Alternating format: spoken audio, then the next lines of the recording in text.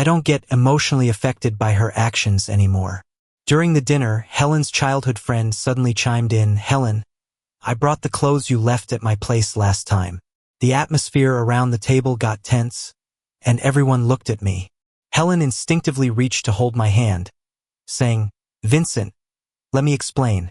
I avoided her hand, acting naturally as I picked up some food with my chopsticks and said, "It's just a piece of clothing. I'm not thinking too much about it."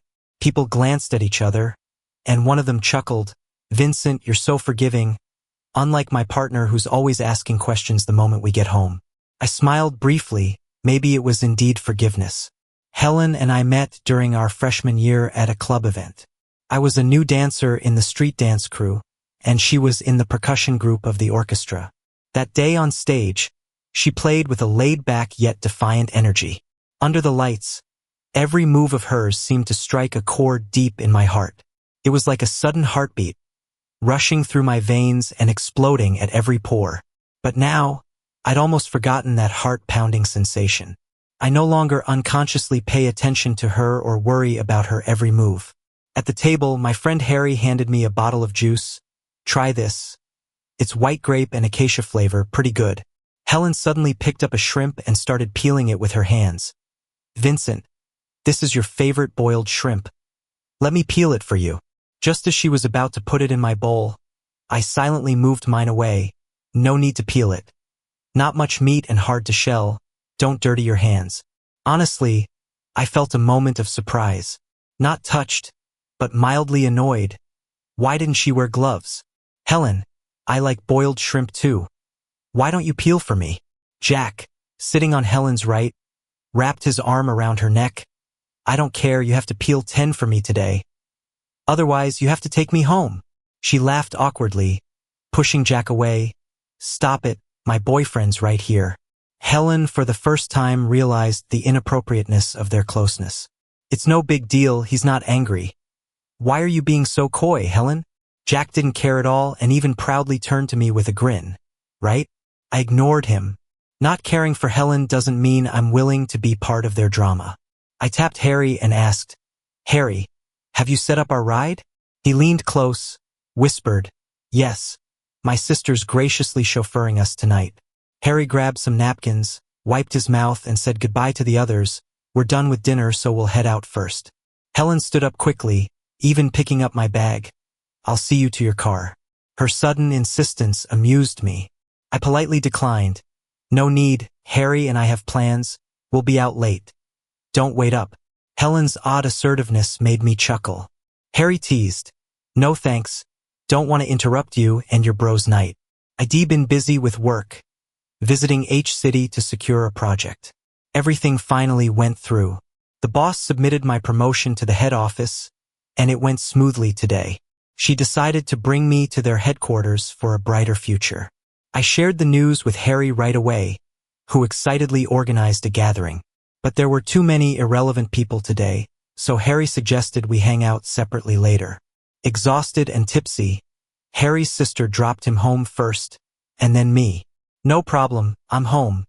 You head back." I unlocked the door, and it opened on its own. Inside, the lights were all on, surprising me as I entered. "You're back?" I figured she'd be out all night with Jack and the others. Helen stood by the balcony, shrouded in smoke from outside, cigarette butts scattered on the floor. Her expression was lost in the haze, adding to the melancholy. Seeing me home, she opened her mouth, but it turned into, "The soup I made to keep you sober has gone cold. Let me warm it up." "No, I didn't drink much. I'm just a bit tired." I rubbed my forehead, looking at the cold soup on the coffee table with not a hint of steam left.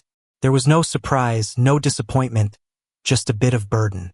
I tossed the takeaway bag in the trash. "Next time don't wait for me, go to sleep if you're tired." The next morning, my body clock woke me up. I glanced at where Helen stood last night on the balcony. The cigarette butts were all cleaned up, no trace left. At 7, I saw 2 plates of freshly made egg pancakes on the table, a warm glass of milk, and a perfectly cold iced Americano. Helen was surprised seeing breakfast, and before her smile bloomed, noticing the coffee made her pause. Drinking iced coffee in the morning isn't good for you. I took a sip of milk, that's for you. Her lips were pale, her voice hoarse, almost playfully whining. I drank last night. My throat's hoarse, I want milk. I was a bit taken aback. Didn't you always say milk left no taste in your mouth?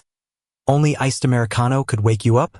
I leave earlier for work, so I always prepared breakfast with 2 warm milks.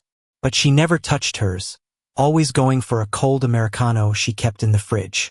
Once, I jokingly complained, I warm you up milk, and you still go for those cold drinks. You're not concerned about your health? Not even worried I might be? Helen didn't care at all. She moved her cup of hot milk to the side and gulped down some iced drink. The hot milk sat there until it went completely cold and then got poured down the sink. Eventually, I went to the kitchen and got her another cup of hot milk. It wasn't worth a fuss. She kept trying to talk to me, but always hesitated. She's never been great with words. I've always known that. So, in the past, I'd rack my brain to find something to chat about, sharing fun stories from work or with friends. She'd reply now and then, but mostly, there'd be silence or she'd cut me off. Vincent, you talk too much. It's annoying. At some point, the urge to share with Helen just faded. Now there's only silence between us. I used to be chatty, but these days, facing Helen feels like standing before a strict teacher. I just want to get through it, feel it's a hassle, and want to flee. Are you busy with work lately? She asked, showing rare concern. Yeah, I replied nonchalantly, got a big project, need to get going. After quickly finishing breakfast and drinking the milk, I grabbed my bag and hurried out the door. Her words were lost in the noise of the closing door. I didn't catch them. Oh well, they weren't important. As it got dark outside, I didn't expect Helen to pick me up after work. This wasn't like the early days of our relationship. She had long forgotten what being a girlfriend meant. I blinked hard and there she was, waiting by the car. It was cold outside. Why aren't you waiting in the car? I avoided her move to take my bag. Pretending not to notice the flash of hurt in her eyes, I got into the passenger seat naturally. Is your work keeping you this late? I remember you guys used to finish by 5. Yeah, the time changed. Actually, the hours changed a while ago. With the pandemic hitting the company hard, we had layoffs. The extra work just fell on us. But it's been ages since I asked her to pick me up after work. Call me after work. I don't mind picking you up. In the past, words like that from Helen would make me overjoyed. I'd flash a surprised smile, give her a big hug, and say, thanks, babe. But now I felt nothing but sarcasm. Fake. She just says it to appease me. If I stood there waiting like a fool, she'd find any excuse not to come. Like her childhood friend Jack was drunk or sick. No worries, I got my driver's license now. My voice was calm. Helen's hand paused on the wheel for a second. The night hid her expression. I took out a little notebook from my bag. Dad said it'd be easier commuting by myself and got me a new car. It's not that expensive, just over 10 grand. The silence inside the car was suffocating and dull. Exhausted, I leaned my head against my palm, about to drift off. A jarring ring cut through the car's silence. I opened my eyes to see Jack flashing on her phone screen, illuminating the night. The wallpaper, our couple photo, was a painful contrast to the incoming call. Helen instinctively silenced the phone, but it rang again, insistent. You should answer, I said, sitting up and opening the Ride app on my phone.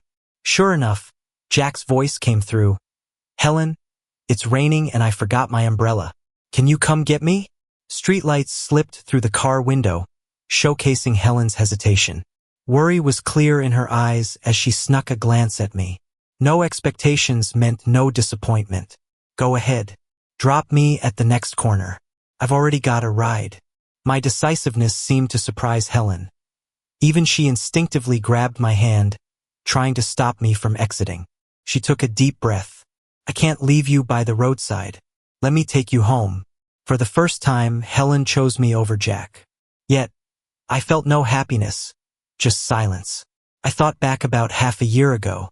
Helen came to pick me up, but as soon as I got in, Jack called. He was drunk, crying without a clear cause. I was furious, jumping to Helen's phone, saying, Come on, dude. Your sob story is literally reaching me through the phone. Are you seriously using someone else's girlfriend like this?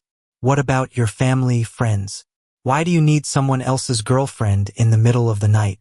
Despite my anger, Helen frowned, looking down at me. Her tone was displeased. What are you doing? He's just a friend. That was too harsh. Too harsh? Helen, you'd really leave me to go to him? I don't want to argue. Get some fresh air and calm down. She left me stranded. I ended up in a taxi that took the long route. With a heavy heart, I video called Harry until I reached home, finally breaking down in tears. Helen seems different, yet unchanged. But to me, it no longer matters. That weekend, Harry invited me back to our old college for a visit. There's a whole stretch of food stalls and a super popular escape room. I went once and was moved to tears by a couple's love story there. I've always been sensitive, naturally emotional. Meanwhile, Helen was my opposite, always more logical than emotional in our relationship. Vincent, our company is having a gathering this weekend. You can bring a +1. Are you? I'm busy this weekend. Not really convenient. I was lounging on the couch, playing games without even lifting my head. I could even instantly switch to voice to text. Harry, why didn't you signal mid-lane? When the game ended, I noticed a shadow beside me. Helen was staring at me. I didn't know how long she'd been there. I was startled, thinking she had something important to say, but she just gave me a deep look. Her face showed a kind of frustration. She kicked over the trash can by her feet, grabbed her jacket and stood up quickly. Fine, I'll have Jack take your place. She slammed the door on her way out, and I had no idea what I did to upset her. Maybe for the first time, Helen wanted to make my existence known in her social circles, but I had obliviously turned her down. She's always been proud. Getting angry about being rejected is understandable. In the past, I might have tried to sweet-talk her, calm her down, but now, it felt like a stone was thrown into my heart, causing ripples that quickly settled. Harry picked out a set of clothes for me. He has a good eye for these things. I'm telling you, this outfit matches your sunny personality perfectly. You're a head-turner. I need to straighten out your twisted fashion sense. I wasn't blind to the fact that I'm not typically handsome, and I don't carry off complex styles very well. But when someone likes it, I subtly change my tastes too. Facing Harry's declaration, I just smiled and nodded, saying okay, without any explanation. You just got your license, and I'm fine with being your co-pilot. Is this a bond for life or what? Yeah, you're trusting me with your life. So, I'll cover all expenses today. Awesome. Then I won't hold back. Gotta make sure you pay up. We hit our favorite college street food spots. Stinky tofu, skewers, fried cakes, grilled cold noodles, we bought so much. There wasn't enough seating, so we squatted and ate by the stall. Along the way, thanks to our sunny looks, some girls came over shyly wanting to exchange contacts, but we declined with smiles. Vincent, doing well. Huh? What's this called? Aging finely. I stuffed a tangy grape in his mouth, hands on my hips, laughing. Just eat your grapes. Where do you get these outrageous words? I'm only a year older than you, 26, young and carefree. Okay? My phone kept buzzing. I picked it up to find several missed calls from Helen and over 100 messages. An odd feeling swept over me. I hadn't thought about Helen all day, nor did I feel like sharing the fun of today with her. The strange part was that the usually super busy Helen had the patience to reach out so long. Maybe something really happened? I finally hit answer. Hello. Where are you? Out with Harry. What's up? There was a long silence, so long I thought she might have hung up. Do you remember what day it is today? I paused, but someone answered for me quickly. Hey, today's Helen's birthday. Did you forget? I went silent. It was an almost tacit silence. I could hear Jack's smug, surprised laughter. You really forgot? Huh? Poor Helen. It's just a birthday. I forgot today, we can celebrate it another day. I couldn't stand Jack's sarcastic tone and snapped back. I heard something clatter to the ground. Jack yelped, and then Helen took the phone back, sounding almost incredulous. What did you say? I shrugged it off and took the gum Harry handed me. It's what you said, right? Did you forget? Guess Helen forgot. Last year, I went all out preparing for her birthday. I even set up heart-shaped candles, bought 99 white roses, decorated with balloons and streamers, and got a big cake ready. I even invited friends over. I was going to propose to her. Back then, I loved her so much, like I was under a spell, desperately wanting a legally recognized partner. So that day, I let everyone witness me become a joke. It's just a birthday we celebrate every year. Jack and the others already invited me to a concert. You know those tickets are hard to get. Her voice was so nonchalant. I could feel her impatience even through the call. I worked so hard to plan a birthday party for you, and you didn't even want to come? I gripped the phone tightly. Disappointment flooded me like a tide, overwhelming me, making it hard to stay upright. My chest felt tight. Why did you bother? Don't be presumptuous. It's just a birthday. If I miss one, it won't kill me. Can't you stop doing extra stuff? I don't need it, okay? But I'm your boyfriend. So what? You get to make decisions for me? Can't you stop clinging to me? Always so sensitive. Aren't you tired? Don't you have your own social circle? Why didn't you tell me earlier you were going to the concert? Why didn't you let me come with you? I bit my lip, finally asking the question that was secretly burning inside. Are you going with Jack? Just the two of you? What now? You're tracking my whereabouts. I could almost picture Jack laughing behind his hand over there. So annoying, asking me questions all the time. Is it fun? Do I need to report every hangout? Don't I have any freedom? With a few words, she turned my affection into a chain that bound her free spirit. She listed my so-called crimes, from interfering with her breakfast choices to the distance of her relationship with Jack. What I'd once considered acts of love were now sins. Can you stop acting like my mom? I don't want your plans or your help, not even with a bottle cap. I help only if I want to, not because you want me to. Now I'm giving her what she wanted, but here she is questioning me. It's both funny and frustrating. Is there anything else? If not, I'm hanging up. I was about to end the call but remembered, we haven't broken up yet.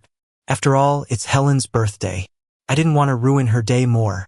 For I added softly, I'm going with Harry to see the Lantern Festival tonight, so I can't spend your birthday with you. I'll make it up to you with a gift later. Then I hung up. The phone rang again, and I just turned it off. In the morning, I parked the car at the foot of the mountain. Harry and I went up to see the sunrise and visited a temple that was still empty, lit incense, made wishes, and got charms. I knelt on the cushion, sincerely praying in front of Buddha. I used to love Helen, wishing we'd grow old together. Now I have 3 wishes. 1 for my parents' health and happiness, 2 for lasting friendships, and 3, I paused, that the first 2 wishes would come true.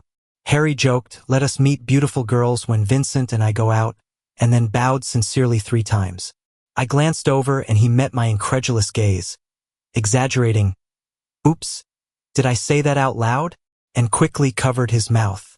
Of course, no girl showed up. I drove him home and leisurely returned to mine. As I twisted the doorknob, opening the door and seeing someone on the sofa, a wave of irritation washed over me. An unexpected wait is a burden for the one being waited for. You didn't wait for me all night, did you? As soon as I said it, I regretted it. Helen's too proud for that. Since I walked in, Helen's eyes were on me. She was trying hard to control her temper yet forced a smile. Did you have fun last night? Her tone had a hint of sarcasm, maybe even passive aggressiveness. It made me uneasy, yet I suppressed the annoyance. It was all right. Her gaze drifted to the small box in my hand. Her initial gloom evaporated as she reached out, her voice soft and smiling. Is this my birthday present? I instinctively pulled back, avoiding her hand. That was the lucky charm I got for my folks. Seeing her mood darken, I handed her a different gift bag. That's yours. She took it, froze as she opened it, then asked, what's this? A watch. Can't you tell? I asked. Vincent, are you trying to piss me off? Helen's smile vanished. Why would you say that? I was puzzled. You once said this watch suited your taste, so I got it for you. You know Jack has the same women's watch. What are you trying to do? Nothing. Don't overthink it. I felt bothered. Even speaking to her annoyed me. Are you hinting something by giving me a similar men's watch? Are you trying to show how generous you are? Or do you want to push me away? She shouted, anger building from waiting all night. I just want you to be honest with yourself. What do you mean? You always have these suspicions. I thought you changed, but now you're bringing up old, unfounded issues to strain us. I didn't want an argument so early. I went into the study, took a box from the top left of the storage cabinet. Ignoring her changing expressions, ending in confusion and paleness. The box was labeled in handwriting, "To the most beautiful Helen in the world." I ignored it, opened the box and pulled out a watch identical to mine, broken yet kept. Do you like the broken watch or the person who gave it? Vincent, let me explain. I cut her off. No, you listen. I thought you said Jack's watch looked nice. I didn't know he also gave you one until you had me bring over a document to you. Seeing her pale face saddened me. Tears welled up. So, friends of the opposite sex can wear matching couple watches. Huh? You two look so fitting, Helen. The grievances I once had now had an outlet. Is my gift not good? Or am I not the right person? I thought I stopped loving Helen, believing I could tolerate everything about her indifferently. But now I couldn't hold back the anger, the feeling of exposing her lies, the thrill in confronting her. I realized I was standing up for my past, foolish self. Helen, haven't I done enough? I was just being the girlfriend you wanted. Why are you unhappy? I gave you freedom, so why aren't you satisfied? Breakfast as usual, eat what you want. I never stopped your late nights with friends. Childhood friends hug each other. I believed in your innocence. The jacket swapping and arm linking were normal. We're dating, not getting married. We parted on bad terms that day. Or better said, I left early to keep my mood intact. I stayed at my parents' for a few days, gave them the lucky charm. My mom posted about it, and my aunt commented, I thought you didn't believe in these? My dad quickly replied, how'd you know Vincent got it for us? While my life was calm, certain people couldn't stand the peace. Helen's call came around 1 a.m., but it wasn't her. Can you come stop this crazy Helen? She's drunk and trying to make Jack smash a watch, insisting he comes apologize to you. Amid the commotion, my drowsiness faded. The winter night breeze was biting as I wrapped in a wool coat and scarf and headed out. This would be my last act as a boyfriend, picking up Helen late at night. I once loved Helen enough to care for her constantly, but now I reached a point where I couldn't give more. The emotions I let go of led to letting go of old habits, eventually not revolving around her, feeling uncomfortable with her advances. I'm giving her freedom and myself too. Though Helen and Jack were close friends, this was my first visit to his house. The moment I stepped inside, everyone else turned to look at me except for Jack, who was curled up on the couch, crying. Helen's best friend, Mandy, saw me like I was some kind of savior and pulled me in. You're here, thank goodness. Helen quietly watched me. Her skin looked pale, turning a shade of red from drinking, and with that cold expression, she seemed like someone you wouldn't want to cross. At this moment, she stumbled a bit, leaning on Mandy for support, and then pushed her away to grab my shoulders. Her demeanor was incredibly restrained, and her voice was even a bit choked up. Vincent, there's really nothing between us. I admit the watch and some of my actions weren't handled well. Going forward, I'll cut ties with her. I won't even contact her anymore. Just don't be mad at me, okay? Don't ignore me, alright? While listening to her confession, I caught sight of Jack behind her, his face going pale, his eyes red and full of disbelief. I believed Helen's confession and apologies were sincere, but I didn't need them anymore. I watched her pleading for forgiveness, feeling calm and silent. Helen knows she made a mistake. Can't you just forgive her? Someone else chimed in. She really loves you, another voice added. All these voices, it was so overwhelming it gave me a headache. So many people around, so many eyes on us. Felt like I was being grilled on a spit. You're drunk. Let me take you home. Okay? I said to Helen like I was talking to a little kid. Her eyes lit up at the word home, and she clumsily held onto my hand. Okay, home. Our home. From getting out of the car to entering the door, she kept mumbling to herself, sneaking glances at me with visible excitement and satisfaction. Once I got her to the room, I told her, "Helen, next time don't drink so much. All right, I'll listen to you. And don't call me again when you're drunk. This is the last time I'm picking you up." I pulled out the house key from my bag and handed it to her. "Here, this is for you. I'm going back to my place." She looked up, the silly smile still on her face now frozen, as she focused on me with trembling lips, a painful half-smile forming on her face. "This is your home too," she said. "No, starting today it's just your home," I replied. This was supposed to be the bridal home her parents prepared, and I needed to return the key. She was stunned, unable to understand how someone who had been so affectionate moments ago could suddenly end things. She looked around and realized that everything that was mine, my things on the vanity, in the closet, even the photographs by the bed, were gone. I offered a modest and distant smile. "Let's give each other a bit of dignity. Let's break up. Vincent, give me another chance. Okay? Go back to how we used to be, please?" "No, not at all, Helen." I looked at her and felt surprisingly calm. I used to imagine a day when Helen would beg for reconciliation. But now that it was happening, there was no sense of satisfaction in it for me. "Why not? You used to love me so much. Why can't you continue? You didn't like it when I got too close to other men. I'll only have you by my side. Isn't that good?" She held me tight, as if trying to absorb me into her being. But I lacked the desire to struggle, and simply stated the truth. "Looks like I don't love you anymore." I felt Helen freeze momentarily. If it's obvious when you love someone, it's equally obvious when you don't anymore. Before, if I caught a whiff of alcohol on you, I'd worry about your health. But now, you're holding me and all I can think is, "You stink." She let go, staring at me in disbelief, her eyes filled with pain, resentment, and confusion. "Vincent, why aren't you the least bit sad?" Maybe to her, if she saw pain and reluctance in my eyes, it would give her something to feel smug about, even amidst the disappointment. I looked up at her. Honestly, I had already processed the hurt on my own, long before. "Get some rest," I said. "When you wake, just see our past as a dream." "No." The sound of the door closing cut off her response, just as remorseless as when she used to leave me for someone else. "I got an offer for a transfer, heading to the head office soon. Maybe it's true what they say, unlucky in love, lucky with money." My parents carefully packed my things and gave me a talisman for good luck. Right before boarding the plane, I got a message from Helen. "Are you leaving? Delete, power off, all in one swift motion. Wishing for both of us.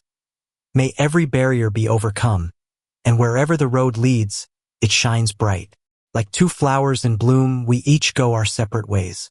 After countless joys and sorrows, we may never meet again, yet each have the potential for a brilliant future." Epilogue. When did I notice he wasn't the same as before? Probably on some random day, hanging out with Jack and the gang, drinking and singing the night away. I got drunk and crashed on Jack's couch until noon the next day.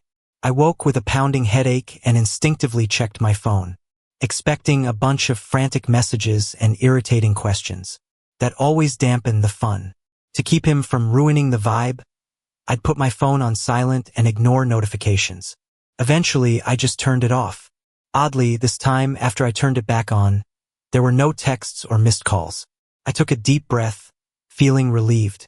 Jack had woken up at some point, sprung up from the couch, and grabbed my phone, laughing. "Are you really gonna report your achievements to a guy first thing in the morning? Doesn't that kill the fun?" Jack knew my phone password, and he started scrolling through my messages with him in no time. "Give it back." I snapped, finding him annoying for the first time, and snatched it back. Jack pretended to be upset, teasing, "Why so stingy? What's the big deal about checking your messages? Lost all your sense of fun?" He grinned playfully and asked, tentatively, "Did your clingy boyfriend forget to check in on you last night? That's unusual. Going through my phone without my permission? Kind of overstepping, don't you think? We're brothers. It's not the same, is it?" He punched my shoulder casually, but his matter-of-fact tone bugged me. I brushed his hand off and got up to leave. I wasn't in the mood to talk more, but deep down I felt a twinge of guilt.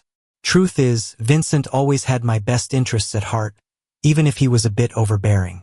After a heavy night of drinking, he'd nag a bit, but there'd always be a warm soup waiting for me.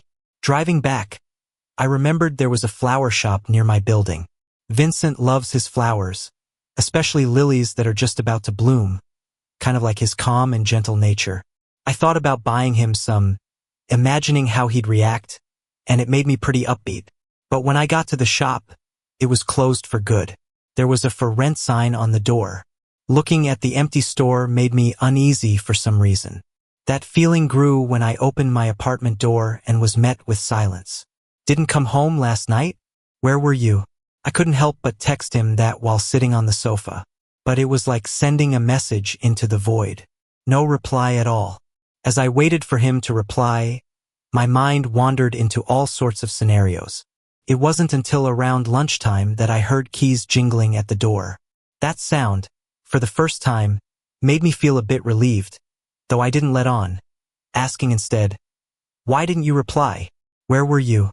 He looked a bit surprised, but casually said he stayed at Harry's and his phone died. No biggie. I wanted to snap at him for not messaging me when he decided to crash elsewhere. But then I remembered that I never used to check in either when I was out overnight. Thinking of all this, he was off to work again after changing clothes. I stopped him. "Tomorrow we're having dinner with Mandy and the others. I've already agreed. I got plans with Harry." He hesitated to decline, but I blurted out, "Bring him too, the more the merrier."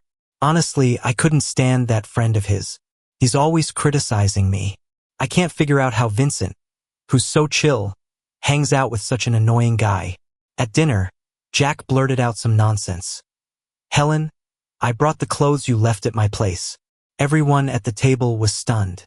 I instinctively wanted to explain because Vincent usually notices these things, but he just nonchalantly continued eating, even cutting me off. "It's just clothes. I'm not bothered." I was dumbfounded, watching my attempt to explain fizzle out. It's odd though. I've always wanted him to be like this. Now that he is, I can't shake this subtle unease and awkwardness. This feeling lingered until he left with Harry. I offered to carry his bag to the car, but he politely refused. And Harry took a dig at me. "Better not ruin your vibe with your gal pals." Vincent didn't say anything on my behalf. Just left. I lost my appetite and drove home. Jack wanted to drag me out for drinks. "Hey, while your girlfriend's not watching, hang with us." Already annoyed by his dinner table antics, his invitation irritated me more. "I'm not in the mood." "Shut up." Once home, the place was ghostly empty. Had a couple drinks earlier, and knowing she'd have a headache later, I rummaged for honey to make some warm honey water. But the stove wouldn't light, and I remembered Vincent had mentioned we were out of gas. I hadn't paid it any mind then, so now I had to go buy more soup. Steam from the hot soup cooled as the minutes ticked by. Waiting felt like this. I pulled out a cigarette, but then remembered how Vincent used to beg me not to smoke in the living room. I closed the balcony doors and smoked outside, gazing at the neighbors' lights that seemed so much cozier than here.